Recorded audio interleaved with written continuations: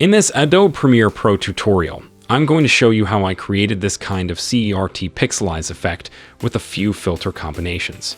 So to start from scratch, we're going to first want to go to the Extract filter in the Adjust Video Effects folder and drag that onto our video clip. So this is going to kind of split the image into a black and white extraction. And we can adjust the black, white, and softness levels based on our image. So if I'm working with this face here, I just want to make sure the black level kind of gets the features and the contrast properly.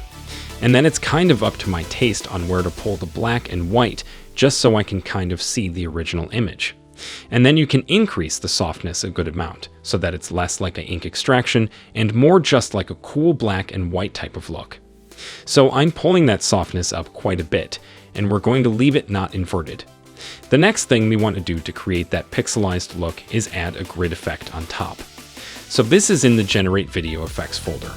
And if I click and drag that onto this image, I basically want to drag the corner points into the point where we have these basically tiny pixel boxes.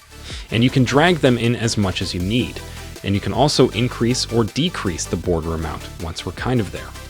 But what I'm going to do is set this on multiply blending mode and just make sure I set the color of that grid to black. So now it overlays that on top. That's kind of what's going to give us our pixel separation. But I just want to increase the border amount and the corner amounts.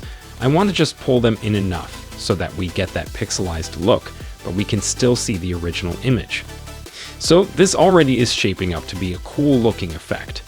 But in order to give it that red, green, blue CRT TV style split, we're going to look in the VR effects folder for the digital glitch effect. That's the VR digital glitch in the immersive video effects folder. And this is only available in, I think, 2018 and newer versions. But this is going to help give us that red, green, and blue color split, which is really going to sell that TV look. And in the VR digital glitch, you can just adjust kind of like the amount of distortion. So you have the master amplitude, you can do less or more distortion. In my case, I don't want to do too much, but we want to just get that red, green, and blue splits start to happen. And you can play around some of these other settings to just kind of adjust the strength or spread of the effect.